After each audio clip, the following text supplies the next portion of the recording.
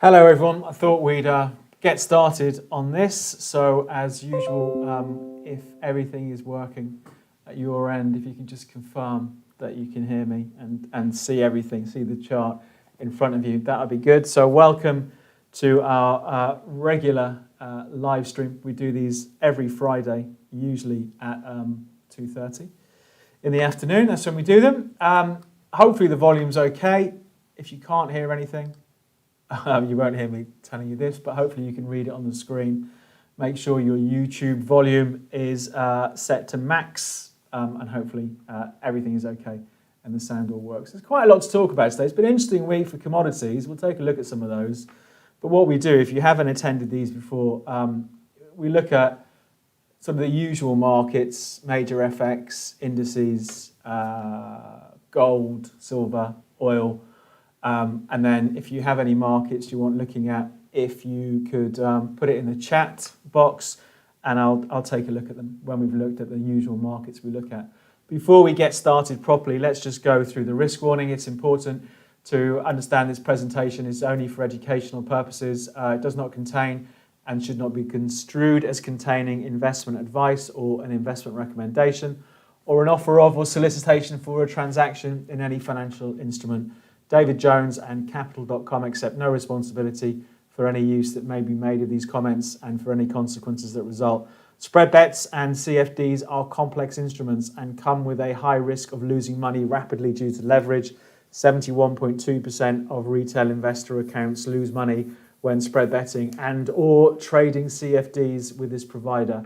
You should consider whether you understand how spread bets and CFDs work and whether you can afford to take the high risk of losing your money. All right, important events for next week. It's a holiday here in the UK on Monday, but I don't think it is in most of the rest of the world.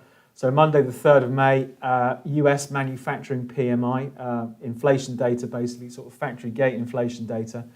Inflation is a hot topic, I think, for markets at the moment, so that could be interesting from the US. Early hours of Tuesday, we've got the Australian interest rate decision. I don't think we're expecting a change there, but perhaps some volatility off that. Next Thursday, here in the UK, the Bank of England, UK interest rate decision. We'll see how that goes. Friday, the 7th of May, that's the big one for next week, the non-farm payrolls. So the US unemployment numbers, which come out on Friday, 1:30 next week. So as usual, next Friday at 2:30, we'll do our live stream and we'll catch up with how markets performed over those payrolls. Right, let's get into it. Stock markets. I get to feel like a stuck record when I talk about US stock markets. New highs for the S&P 500 this week. So quite a bit of short-term volatility, but it hasn't changed the big trend. So we'll take a look at these and the DAX, the FTSE, and the Japan index in a sec. Gold and silver, a bit boring to be honest this week, but sideways and a bit weaker for both of those. We'll look at the dollar index when we look at these because I do wonder if the dollar index is on the turn or if is there going to be an important low coming up for the dollar index. We'll take a look. Bitcoin and Ethereum, new highs today, I think, in Ethereum. We'll have a quick look at that one. Crude oil, 1 month high. Good run in crude oil over the last couple of days. Always an interesting market. We'll take a look at that. Foreign exchange, somewhat sideways, although dollar yen has rallied quite strongly. And actually, in the last hour, we've heard that Europe has had a double dip recession. So GDP shrunk in Europe, so a double dip recession there. And I think that could be an opportunity in euro US dollar. So we'll have a look at that one as well. That's it. So let's take a look. Let's take a look at these markets. I thought I'd start things off actually with the euro. So we had that news about the Eurozone come out whenever it was, about an hour ago. And I think it could be, I think it might be a buying opportunity. I don't know. We'll see what happens. I've been tracking this euro over when we've looked at it in the live streams. I said I've been waiting for a sell-off to try and get a buying opportunity because I thought when it bottomed here in late March, I thought we'd get a little blip up, we'd sell off, another little blip, and away we go. But the market has run away without me, really, in euro US dollar. We are back to that downtrend line that's been in place. So maybe we'll see a bit of weakness next week. But for me, I'd still be looking to buy the euro against the dollar on dips. Very overbought on the RSI. And this is a good illustration, I think. I'm really not a fan of indicators. If you've watched any of the videos that we do on the main channel, I'm not a fan of indicators. This RSI has been overbought since about 119 on the euro, and the euro has moved 250 points higher against the US dollar. So we'll often move to an extreme in a strong trend. So I'm just wondering, if we had a look at the euro against the US dollar, we did see it just yesterday. Is it yesterday? What's the date today? Yeah, early hours of yesterday moved out to a fresh recovery high. We've had that news come out that it's in a recession, a double dip recession, the euro. But I do wonder if this is still a buying opportunity. So if we pick up on the trend, looks something like that. I could maybe draw that trend line a bit better. But we've got quite a bit of support the last couple of days, really, ahead of 120.50. So what I'm going to be a buyer, actually. I'm going to get the trade, the live stream trade in early. So I'm going to be a buyer of the euro, and I'm going to put my stop at down here, 120.40. So let's do that. So I'm really buying the dip in the euro. So let's set that trade up. So 1.2040. We normally risk 100 quid on these live streams. So if I buy 30,000 euro US dollar, is that stop too tight? 120.55, 120.40. Maybe I go 120.20 on euro US dollar. Let's knock the stop out a little bit. I do like to give it all a little bit of room. So let's take, how many do I need to buy to have a £100 risk? There we go, 22,000 euro dollar, stop at 120.20, other side of all these lows. Let's see how that one works out. Let's buy that. Done. There we go. So, but I think it's an interesting one next week. You know, the euro has had this great run all the way through April, really, from 117 to 121.50. So we've seen a 450-point rally for euro US dollar. Been knocked back over the last 24 hours or so. Be interesting to see if we get some buyers come in down at these levels. Let's see what happens. But medium to longer term, or medium term, still looking to buy a dip in euro US dollar. I'd rather buy it down here, obviously, but let's see. Maybe we get that next week. Pound against the dollar, pretty boring pound against the dollar this week. Look at that. So this is where we're trading now, 138.75, which is pretty much where we were this time last week. So I'd still be favouring being a buyer on weakness down to 136.60, 137. We've seen a lot of support emerge there over the last month or so. But a bit of a boring week overall. But I think if we saw a bit of weakness next week, we've got that Bank of England interest rate decision on Thursday. So let's see what happens, but not the most exciting week. Dollar index. I talk about this a lot. And whenever I talk about it on our YouTube videos that we do, we see viewers drop off. So I've been told to stop talking about it on the recorded YouTube videos. But I think, maybe you've got a slightly different audience on the live stream. And I think it's really interesting, the dollar index. So it's the dollar against a basket of other currencies. And we saw the US dollar sell off from March highs at 104 down to 89 into January. And I've said all this year, I wonder if we see a US dollar comeback. And we did have the comeback to the end of March, but has been under pressure all the way through April. But we're back to these lows. So I think it's a really interesting couple of weeks for the US dollar index down here. I've got a trade on at the moment on the dollar index in my own account. It's my biggest loser at the moment. I think I bought the breakout up here somewhere. So I do have a trade on that at the moment. But I think it's going to be interesting to see if we see buyers come back in for the dollar, which would put pressure on the pound and the euro, of course. So I think the dollar index is an interesting one to watch. Right, what should we do next? We've done a bit of FX. Let's have a look. Let's have a look at the S&P 500. So a bit of volatility today, but let's flip it back. I mean, US markets are just opening now. This is the trend in the S&P from March of last year, the March lows of last year. The market's pushing higher. Only yesterday, there we go, blue candle yesterday, fresh all-time highs for the S&P. So, some of my biggest winning trades at the moment, not surprisingly, are in stock market indices, because the markets are so strong. It's still, to me, a buy the dip market. That trend line is coming in, let's call it 4,000 for sake of argument, where it was a month ago. So for me, it would take weakness through, probably at the very least, this late March low, which is only a month ago, down at 38.50, to suggest this trend is in trouble. So you often see, when markets are rising like this, lots of commentary about how they can't go any higher, but the trend has a different idea at the moment. So for me, stock market's still strong. What to watch today for the S&P? We did have a bit of a spiky low yesterday, 5 o'clock yesterday, UK time, between 5 and 6, down to 41.80-ish, tied up with a low from earlier in the week. We're trading 41.90 at the moment. Personally, I'd be expecting a bit of a push higher this afternoon to wrap the week up in the S&P, but let's see how that works out.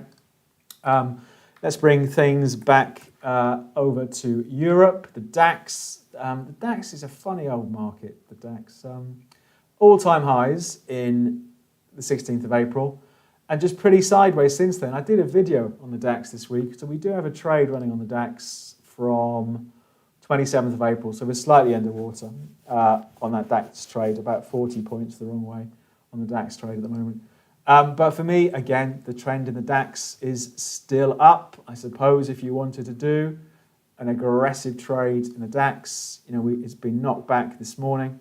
Was it this morning or yesterday? Yesterday afternoon, to these lows at 15,080, ran up of 280 points and has come back. So perhaps we'll see a recovery in the DAX next week. But like these other markets, even though it has been a boring week or so, that trend is most definitely still up. The FTSE, let's look at the FTSE 100. I think the FTSE has had a good trend. Still going, there we go. Great little trend on the FTSE. I've got a couple of little trades running on the FTSE. I wonder if we can break, we're only 3 points away from it, 7,000 anytime soon. But the FTSE has lagged behind US markets. The FTSE is not at all-time highs. It's back to where it was in February last year. But, a clear trend chugging away on the FTSE. So perhaps next week we see a bit more strength if we can break these old highs wherever they are, 7,035. Perhaps we'll see it get a bit of a move on. But, what can you say? Support at 68.40.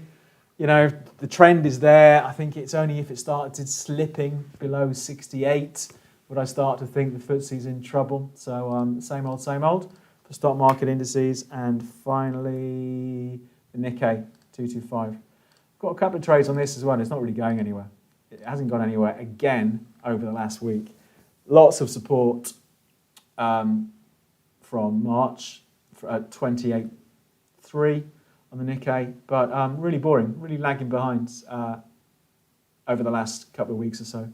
Not the most exciting market in the world at the moment, the Nikkei. But US stocks still very, very strong. So stock markets, for me, clearly nothing on today's stream is financial advice, but still looking to buy the dips in stock markets. Let's take a look at gold and silver.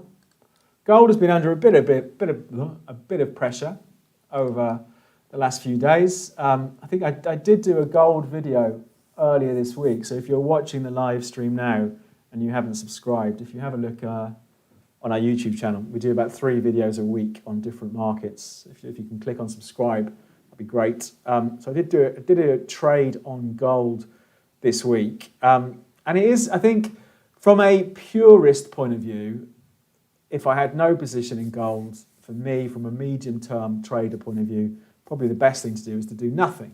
We've got this trend that's been in place since August 2018. That's still going, that uptrend. And we've had this correction that's been in place since the August 2020 highs at 2,075. That's still going. So we've got these two conflicting trends at the moment. I did the trade in the video this week. Let me see. Where is it? Here we go. Slightly against us again, $6 against us. So buying at 17.74 and a bit.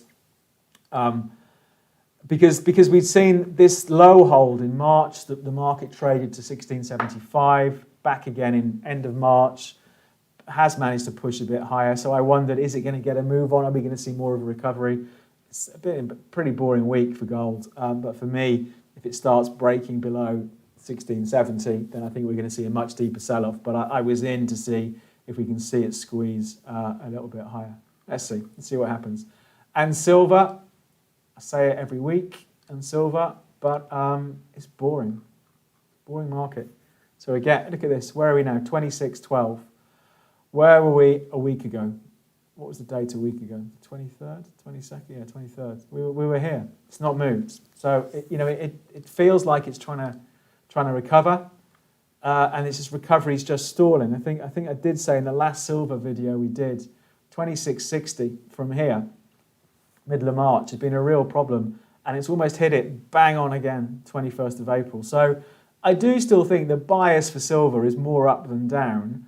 But, it is currently trading where it was in August last year. So in 8 months, we've seen volatility, flip-flopping up and down, but no direction in silver. So a little bit boring still, the price of silver. What hasn't been boring is crude oil. So let's take a look at crude. Great trend. Off those lows. Someone contacted me this week and said that they'd lost, I think something like 35,000 trading crude since November last year, and selling short, basically blown up an account trading crude. And it does, I think, it illustrates a couple of things. Crude oil can be a pretty volatile market. So if you haven't traded before, then perhaps there may be slightly quieter markets to start off with. Don't trade against the trend. We have had this great trend in crude, and have stop losses. Have a strategy for getting out if things change. Because if you get into a losing position, you need to decide, well, where am I wrong? Where do I throw in the towel? The reality is a lot of people don't. And end up their losses will be much bigger than their profits, and you're not going to be a profitable trader doing that. But that trend from November chugged away. We did break the trend line back here in March, but for me, held above previous big support at 57. 57 has emerged as good support for crude oil. I did a trade. The last video we did a trade on crude, but buying at 62. So that trade got filled here, whenever it was, back in April. The market has moved higher. I still think we could see further strength for crude into next week. If we had this consolidation that felt like it went on forever, went on from the middle of March to the middle of April, finally started getting a move on. And for me, I would still be inclined to be a buyer of dips in crude. Only yesterday it pushed out to, where did it go? $65. Best levels since for about 6 weeks. So for me, it'd be interesting to see if crude can continue this trend into next week. Lots of support has emerged at sort of $60.50. So even if we saw a sell-off, a couple of dollars sell-off from here, I'd still be inclined to be a buyer. So for me, the bias for crude still looks to be up. So let's see what happens next week. Bitcoin, a bit boring, bit of a boring week for Bitcoin, I think. It's bounced, didn't it? We did a Bitcoin video this week. On Monday, I think, did a Bitcoin video.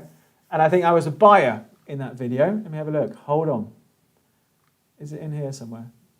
Oh, there we go. We're up a little bit. So bought it at 53,770. So we're up a little bit. Really just on the trend, I think someone else said they lost a bucket load on crypto, I think. And again, if there's a market, if you've never traded before, and you trade some of these cryptocurrencies, yes, it's great, the stories of someone bought in Bitcoin when it was 3,500 and now it's trading at 55. Those sort of stories are great. But I think if you're going to trade it using leverage or whatever, this is a market that went from 64,000 on the 14th of April to 48,000 on the 25th of April. So it moved 16,000, what's that, 25% move in Bitcoin. Well, even if you're not trading with leverage, a 25% move against you is a big move. I think you need to be aware of the volatility. But for me, the trend is still up. We've got big support, good support from back here at 43,000 on Bitcoin, I'll still be a buyer on dips. That trend line's coming in at 36. So whilst I don't necessarily buy into the whole the cult of crypto, shall we say, you can't deny the trend in that market and how it's been moving. So for me, the trend is still up. Did break below the late March low, but for me, if I was trading it now, I'd be looking to have stops the other side of 43,000, which is a wide stop, but it's a volatile market. So if you're going to trade volatile markets, you need to give them wide stops. Ethereum, stronger than Bitcoin recently. All-time highs yesterday, by the looks of it, up at 2,800. This is the trend I'd be looking at. The trend from, let's change it to an hourly chart. Where's it from? I suppose January, isn't it? Middle of January this year. That trend is coming. It's a long way away again. That trend is coming in $1,000 below where the market's trading now. So if you wanted to buy now and have a stop below the trend line, your stop's nearly, it's $1,000 away from where it's trading now. So again, the volatility is clearly an issue. Good support has emerged ahead of 2,000 just over the last few weeks or so. So even if we did see it sell off 20% over the next week, we're watching to see how it performs around 2,000. But again, you can't deny the strength. You can't deny the trend in these markets, in the cryptos. I'm sure there will be a time where we see a massive sell-off in the cryptocurrencies, and lots of people will get burnt because I think, again, it's a market that perhaps doesn't have the most sophisticated of traders in it. But for now, that trend is still strong. So what do? You've got to be a buyer of dips. And that's it, I think, isn't it? So that's the normal markets we cover. I don't think I've missed anything out there. What I'll do now, I'll just cover a couple of markets that I think are interesting. And then I'll go into the questions and we'll cover those. I added, I think I said last week, Palladium. The longest trade I've got running in my own account is in Palladium from August last year. So in here somewhere. And I think I mentioned it last week because it was breaking out. I did add to my position this week. I hope I don't have to hold this one for 8 months. But Palladium's broken out. I don't know. I think this might be all-time highs in Palladium. We've got the chart going back to 20,000, July 20,000. So it's at least a 21-year high in Palladium. But I think it was quite interesting. Finally broke through the February highs, the price of Palladium. Interesting market to watch. Obvious trend going on at the moment. I bought it and I put a stop loss the other side of the lows before the breakout. Fresh all-time highs again today by the looks of it. So I think these markets that perhaps we don't all watch all the time, I think are always interesting ones to keep an eye on. The other one is cotton. We looked at cotton. Cotton has been my best performer this week. We looked at cotton quite regularly in this stream. It's come off over the last 24 hours or so. But again, just that trend from March, April 2020 in cotton came back to the trend line March and April. And so it moved from about 80 up to briefly through 90 this week. So we've seen 10% plus swing in the price of cotton. So I think that'll be an interesting market to watch over the next couple of weeks. But let me get into the questions and have a look at some of the markets you want to have a look at. Let's see what we've got. Cocoa UK. Let's have a look at Cocoa US and Cocoa UK. So look, I do have a trade on cocoa. I think I said that last time, didn't I? That I got in far too early. This is the US cocoa. But we do have this trend going on. If you've watched the live stream before, you'll be familiar with this trend. Going back to 2017. So we had the 4-year anniversary is about now for that trend. It's interesting. It's not rallying though, isn't it? It got really hard hit today, cocoa. But let's see what happens. Good support running from about 2,100 on cocoa. So let's see what happens. But let's have a look at Cocoa UK, which was the market requested. Let's have a look. Cocoa UK. I reckon it could be a good chance to buy based on the daily MACD. I'm not a fan of MACDs and stuff, but let's put it on there. Let's have a look. What are we looking for? MACD. So MACD is the moving average convergence divergence indicator. I think it's not the worst indicator out there. Oh, actually, I can see what you mean. It's a buy signal, isn't it? On the MACD, has it crossed over? Crossed over yesterday, by the looks of it. For me, I mean that is interesting. The last buy signal we had, they've not done too bad at all. Here, that was a bit early. That one was okay. That one was pretty good. For me, I'd be waiting for at least. I mean, look, it's been hit quite hard today.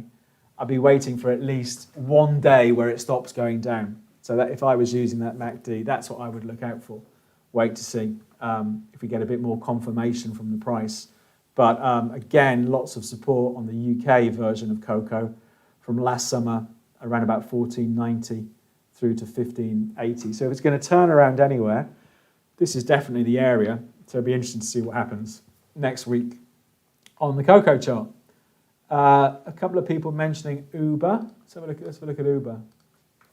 So they were a new float, weren't they? When did they float? Was it about 18 months ago? Let's have a quick look on the dailies. So they came to the market May 2019, 2 years. I think, to me, it's boring. It just looks a bit boring. I think if you were going to, I think there's definitely a trade there. I think if you were going to trade it now, I'd be looking to be a buyer where it's trading now, 55 and a bit, with stop losses, the other side of 50 or maybe even 46.70 if you want to give it a bit more room. But it's just been quite rangy since December. We had that brief move out in February to a fresh all-time high. The trend is up, don't get me wrong. So actually, that would be the trade I'd be looking to do. We just don't have perhaps as clear a trend as we do in some markets. But saying that, maybe I'm just being a bit impatient, just because it hasn't made a new high for 2 months. We do need to be patient when it comes to trading. So for me, I'd be a buyer with stops. I would be quite conservative on stops and go the other side of 46.5, so a $10 stop. But yeah, definite uptrend on Uber. Let's see if it can swing a bit higher and knock out those previous all-time highs. Did Uber. Lumber, we don't cover lumber actually. Lumber's gone crazy, isn't it? Oh, it says not one we cover just yet. It's quite hard to find anybody who covers lumber. But it's not one we cover, but it has been a crazy market. Coffee. Yeah, coffee. I think coffee hit a multi-year high, didn't it? There we go. Yeah, earlier this week, hit a multi-year, big reversal yesterday on coffee, but a multi-year high. I would be a buyer. I just don't know where my stop would go. At the moment, I'd probably want my stop somewhere down here. So for me, the trend is undoubtedly up, and it has been for the last couple of years. I just don't know where my stop would go. It'd be too far away at the moment. So for me, the better setup in coffee would be if we saw the price trade back down to 125, so drop about 10% from where it is now. But again, you can't deny the strength. Only yesterday, the price of coffee traded to its best levels since, we'd have to go back to February 2017. So we saw coffee hit a 4-year high yesterday. So I'd be a buyer. I'm just not sure where my stop would go. Let's flip it to an hourly chart. I mean, the most aggressive place I would have my stop, if I was a buyer of coffee now, would be the other side of this 23rd of April afternoon low. So the other side of 133.60 somewhere, or maybe even below 128. So let's see. Let's come back to it next week and see, does it manage to power higher, or do we get a bit of a sell-off in the price of coffee? Dollar index, we looked at that. Euro dollar, looked at that. Euro dollar, yeah. Can we take a look at LSE? I'm guessing LSE is the London Stock Exchange. Or is it LSR? I'm guessing, is it that one? There was those weird moves, isn't there, in that? I'm not quite sure if that's a real fall or they did a share split. I need to keep forgetting to check that. I don't know. I suppose if you wanted to be a buyer now with a stop the other side of 68. I mean, the longer term trend is definitely up. I'm just not sure. I remember looking at this last time. I'm just not sure what's gone on in early March. Euro dollar, can US clients open a capital account? You can't, because what we do is contracts for difference and spread betting, and you can't, in the US, the regulator doesn't allow it. They stopped it. God, I don't know when it was, maybe 10 years ago now, because you used to be able to, maybe less than 10 years ago. And I've always found it slightly ironic that the US regulator doesn't allow people to trade over-the-counter leverage products like contracts for difference, but it's where all the futures markets are, which is all leverage. So they had a big clampdown on leverage trading. I think it was maybe after the financial crisis. And even for day trading stocks now, I think there are certain rules, aren't there?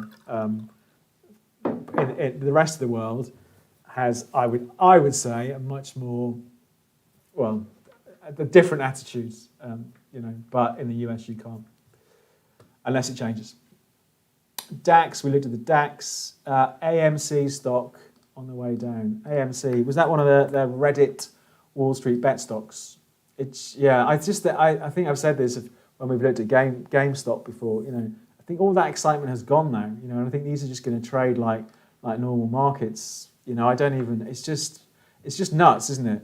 And I know I've said before. I wouldn't trade markets like this because they're too stupid. They're too crazy. It goes from 5 and then it's 20, and then 2 weeks later it's 6. It's just nuts. So for me, I suppose if you wanted to, you could be a buyer with stops the other side of $8, but just a little bit too volatile for me.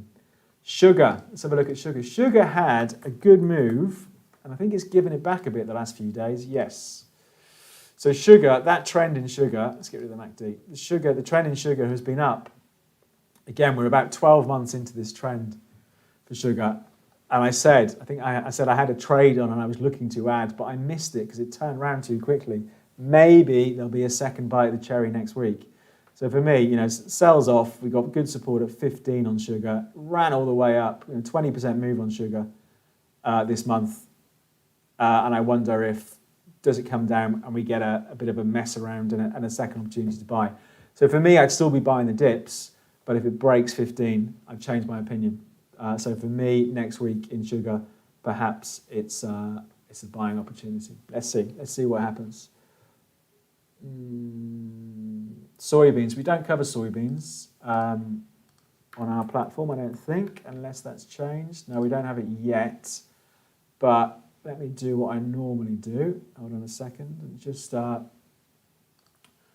bring it up on my charting software, because I think they've backed off a bit this week, haven't they, soybeans? But it's interesting, all the moves in these agricultural markets, it's reminded me, I need to look at dollar yen. There we go. So there's the soybeans. So again, I said I had this trade on in soybeans since January and it went nowhere, and it started finally moving. Pushed out to a multi-year high, I don't know how many years that was, 27th of April, backed off since then. But again, given the strength, personally, I would want to be a buyer of dips in soybeans. It's just how far does the dip go? We'll see. Dollar yen, while I remember, then I'll jump back into the questions. Dollar Japanese yen, which is a dollar index move, I think. But it's really interesting, I thought, the move in dollar yen. So dollar yen had gone from, so this is the dollar strength we're seeing here, from early Jan, about 102.60 up to 111, so 800-point move in dollar yen. It spent most of April falling, but this time last week actually hit that trend line, and we've seen it bounce back. So for me, and for the MACD fans, MACD buy signal the last couple of days. So for me, if dollar yen sold off next week, it's quite interesting to see if we get a bit of a bounce ahead of these old lows in dollar yen. Let's see what happens. Are natural gas prices ever coming down? Don't say that because it will jinx it. It's our biggest winning trade in this account at the moment, I think. So we're up £560 on the natural gas thing. I've got my own trade on it as well. It's a weird market, natural gas. I mean, if you look on the intraday chart, it really lurches around. It just zooms up, does nothing, zooms up, zooms down. That trend is still up in natural gas.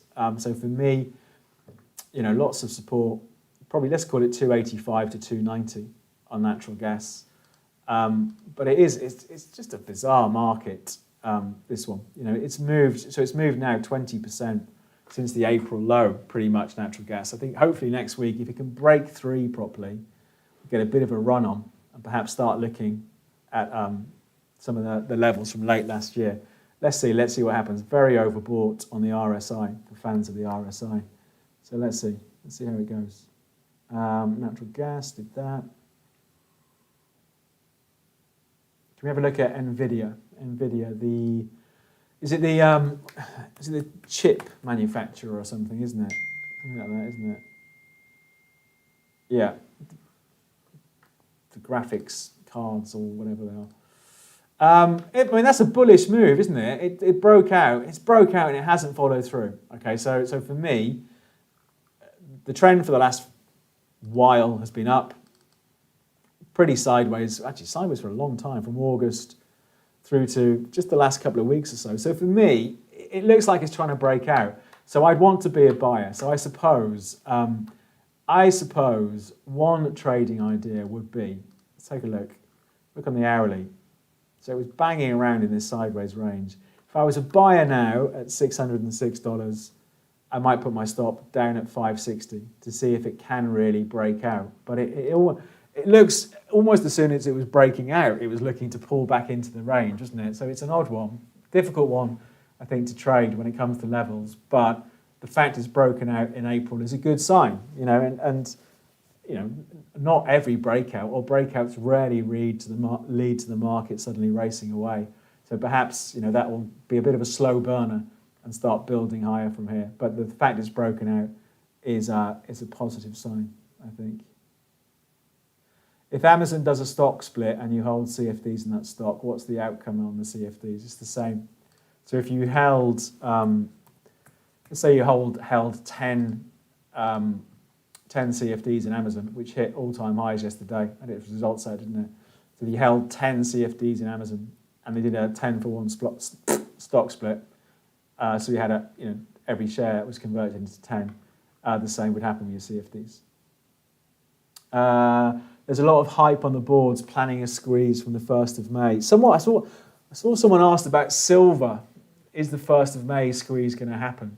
And I'll believe it when I see it. I think. I don't know if it was silver you were talking about. Let's see. Let's see what happens. Can we have a look at LBG? LBG Bank. Let's have a quick look at that one. LBG.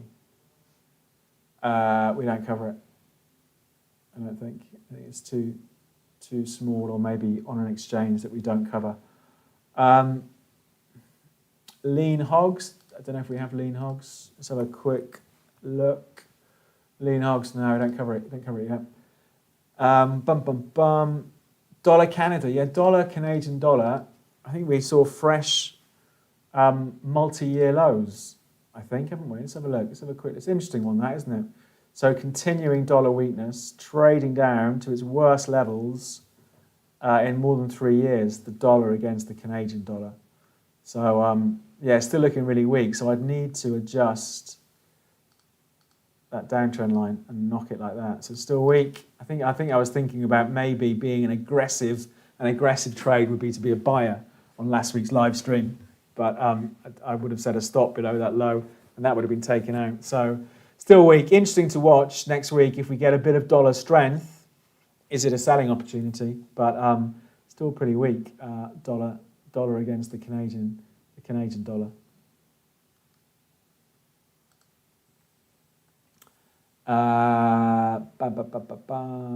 Natural gas, we looked at that. NASDAQ, let's have a look at the NASDAQ.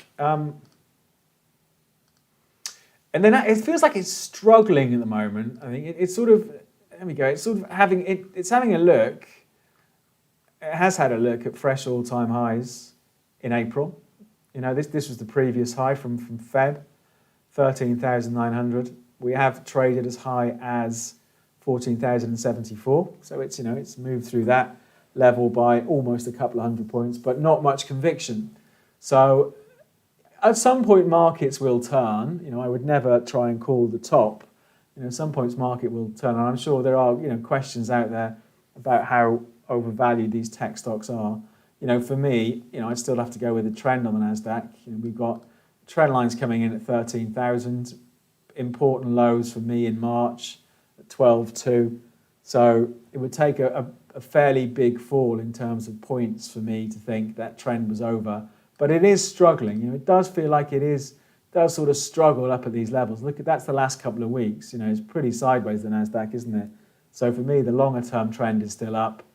I think that there was an opportunity. I was thinking actually just before I came on, thinking, shall I do a trade in the NASDAQ? I sort of missed it, I think, but I thought it was interesting that if we flip this over to a really short-term chart, which I'm not a fan of, but yesterday's sell-off in the NASDAQ, almost right from the open, turned around at about 5 o'clock UK time, traded down to 13,830, and that is pretty much bang on where it slipped to at 20 to 2 today, so about an hour before we started, and it's bounced back about 100 points. So I think it's an interesting one to watch this afternoon, later on in the day, if we get a sell-off in the NASDAQ, do these old levels from yesterday and earlier today hold. So medium-term trend still up, but short-term seems a little bit struggling, a little bit boring. While I remember, I'm going to just do the contact details.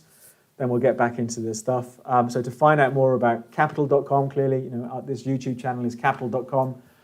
We do the regular videos throughout the week. You can trade CFDs and spread betting with us.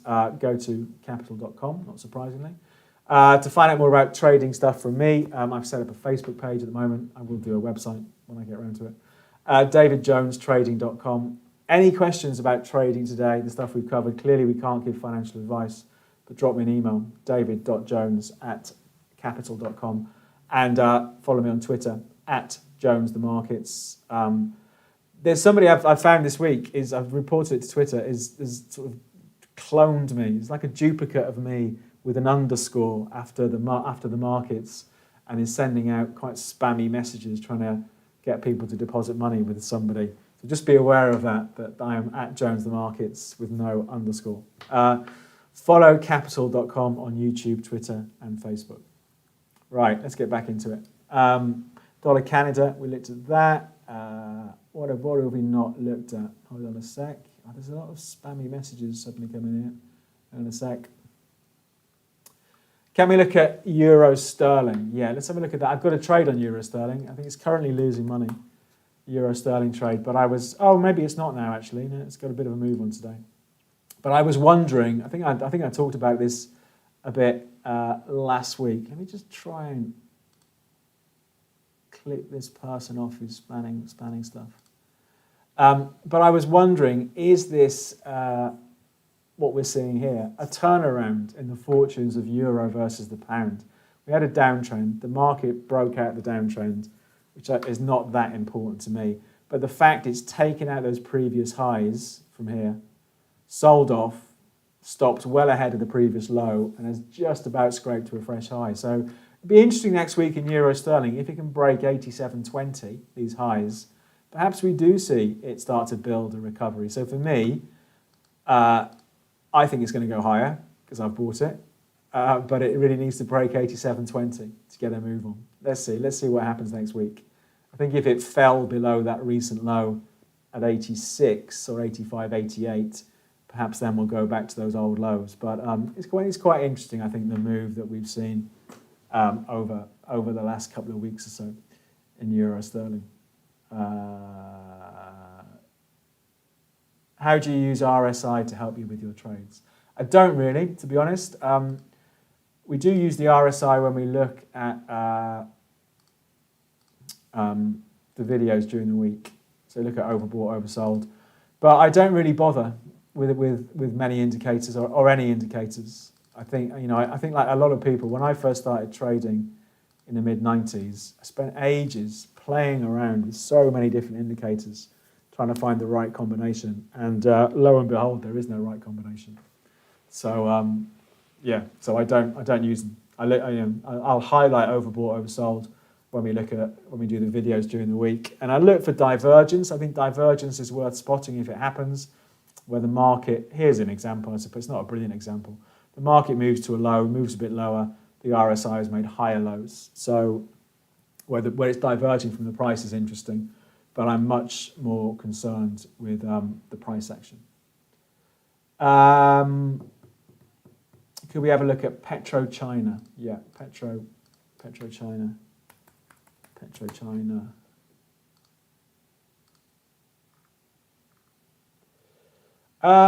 I suppose it's interesting, isn't it? Let's have a quick look, because we had a downtrend for a while, like that. And again, I'm not a fan of patterns, but I suppose some people would say that's a cup and handle or something. I've never been quite sure what a cup and handle is, but I think for me, if I had to trade it, I would probably be a buyer. I think we've sort of had a little bit of a breakout of the trend line. It's tried to push a bit higher. It's sold off. It's got a little bit messy. If I was a buyer now at 279, I'd put a stop loss probably down at 250. So I think probably the more patient approach would be to wait and see if it really can build momentum and get through 320. But if I had to do a trade in it now, I'd be sort of wagering, well, is the downtrend over, and we're trying to build a new trend off these November lows, is maybe the interesting trade in here. So yeah, I'd be a buyer with a stop down here somewhere. 240 maybe is a better place for a stop. Carbon emissions commodity. Not sure if you have it on Capital. I don't think we do. I think I've looked at it before. Oh yes, we do. Is that it? Carbon emissions. Officially called the European Union Allowance, the EUA is a tradable unit. Blah blah blah blah blah blah. Okay, great. Wow, that's a great trend, isn't it? Oh gosh, you start looking at that. My words, that is a lovely little market. See, this is why these. I think I do enjoy doing these things, because you often pick up stuff that I've never looked at before. What a great trend that is in EU carbon emissions. So for me, the trend is up. I'd be a buyer. Where would my stop go if I was a buyer now? Probably the other side of this low, so down around 42. If it sells off, it gets interesting. But good spot, that one. Let's come back to that on a regular basis and see. What's it like intraday? I don't know how liquid a market it is. Let's have a look at the really short-term chart. It looks all right, doesn't it? I don't know what the spread is like. Let's have a look. 82. It's not bad. 8-point spread-ish. So yeah, trend looks strong on that one. Nice one. I'm going to add that to my little watch list so I can keep an eye on that one. There we go.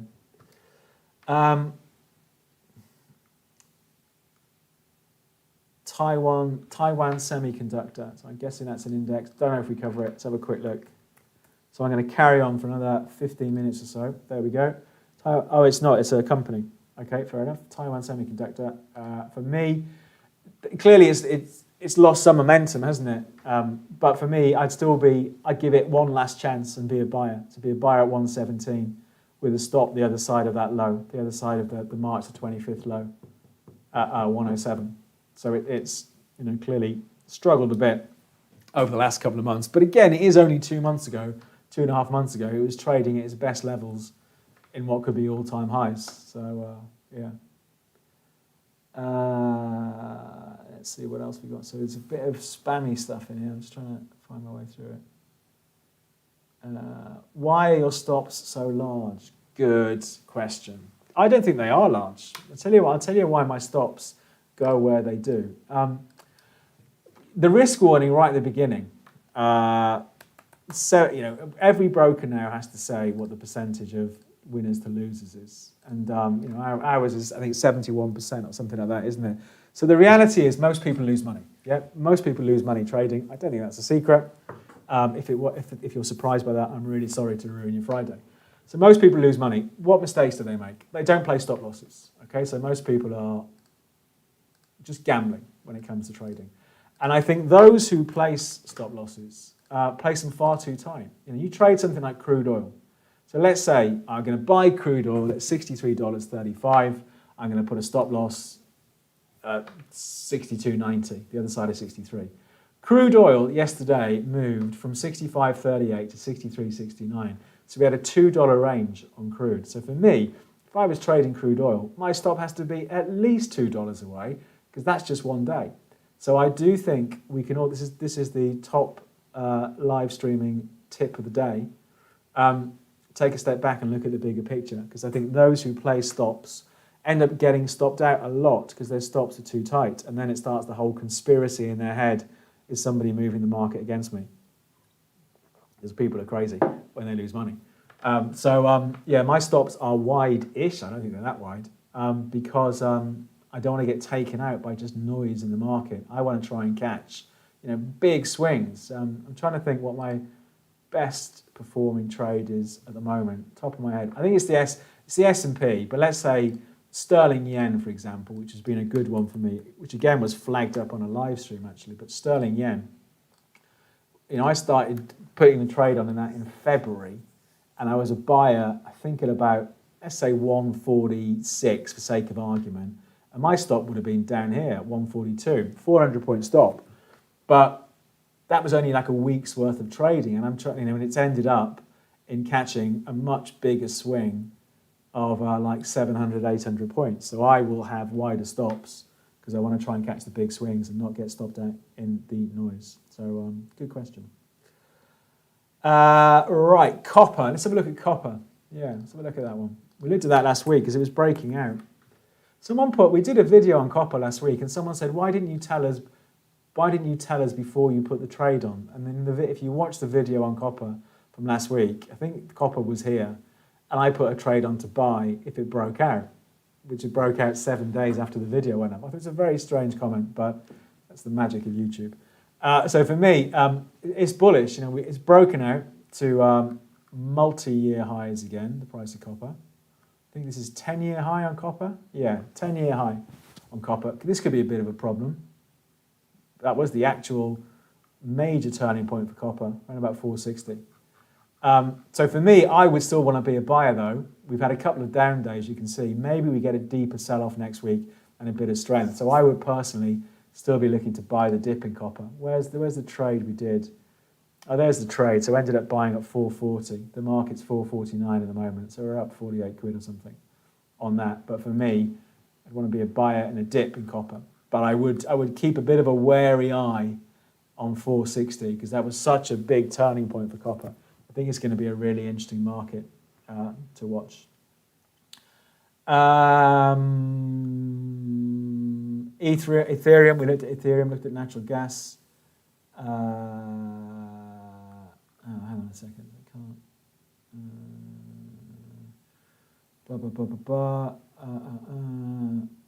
Does this work in the Caribbean? I'm not sure. It depends who you're regulated by in the Caribbean, so I'm not sure.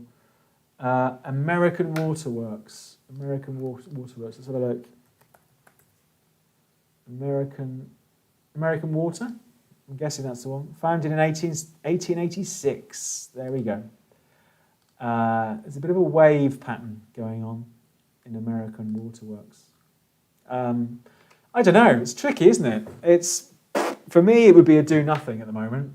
To be honest, I mean, if we could wind the clock back and buy back here somewhere, that'd be great. But for me, I'm tempted to do nothing until it either breaks up here through 172 or slips down below 140. It's a little bit sort of stuck in the middle, isn't it, American Waterworks? When is your book coming out? It's a course, not a book. I've nearly finished it, actually. But more news when I finally finish it. Silver, we looked at that. Gold, we looked at that. Lloyds Bank Group. Lloyds Bank, okay. Lloyds Bank. So look at those. Lloyds. It's interesting, isn't it, the bank stocks? You only ever hear fairly negative stuff about banks, but it's interesting that the Lloyds share price has gone from, it's nearly doubled since September last year. Is it still majority owned by the UK government? Not sure. But I suppose if you were going to be a pedant, you could claim that the big trend is still down. So you could say, okay, if we go back to 2015, the big trend is still down. I suppose you could say that. But for me, I'd be more inclined to focus on this sort of period since March last year. And it's broken out. We had this problem in March at 38. There was a problem again in June. Didn't have a very convincing breakthrough in November. But actually, this in the last couple of months it's broken out. So for me, it's not one I trade, but for me, if I had to, I'd be looking to be a buyer. And as usual, the only question is, do you buy it now? If I was a buyer now, I'd want my stop loss the other side of 40, which is also the other side of the trend line, or I'd wait for a dip and see what happens. But it's pretty positive, much more positive the last few months than it has been for a while. So let's see. Yeah, we did Palladium. Pay attention. Euro dollar, oil, we've done oil, DFS furniture, DFS. Have they got a sale on this bank holiday weekend? That would be a first, wouldn't it? We don't have DFS, so no, unfortunately. RSI did RSI, Euro yen. Let's have a look at Euro yen.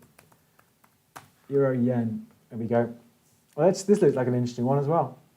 It's interesting, this. It's always interesting because the yen, you think how weak the US dollar has been in recent weeks, but dollar yen has gone up over the last week. So the yen is even weaker than the US dollar, and the euro has been quite strong. So we've got a strong trend. So this is an interesting market. Perhaps we should start covering it. Oh, it's a heck of a run, isn't it? From the May lows, still continuing. So for me, euro yen, definite buyer on dips for me, euro yen. It is, again, it's come a long way. We could see, we've clearly got some big problem areas from 2018, April and September 2018, around 133. But for me, it was only yesterday it made a new high for this trend. So for me, if we saw a bit of weakness next week in euro yen down to 130, I'd be looking to be a buyer, and I'd have my stop at 128 on euro yen. So for me, interesting market next week. Perhaps that's one of the more interesting FX markets next week. That and the dollar index are a really couple of interesting ones to watch. Let me add that into my little charts box. We'll keep an eye on that. Is nickel breaking out? I don't think we have nickel. Let's have a look. Yes, we do. It's breaking out of its 1 month range, nickel. It's a strange market. I don't know anything about this market, but I mean, it dropped. What did it drop? 25% from late Feb to early March. It's definitely got an absolute move on, hasn't it? So again, looking at the hourly chart, so a short-term trade. I mean, it's been almost vertical, the move in nickel. So for me, and it's only in the last hour or so it made a fresh high for this recovery. So for me, what would you do? For me, if I had to buy it now, the closest I want my stop, the other side, probably the other side of 17,000 on nickel. And then the question is, well, actually, do we just wait and see? Does it sell off and come back towards 17.2? But it's a really interesting short-term move, nickel. So good. Let's add that as well. Let's add that into the things to watch. So, nothing.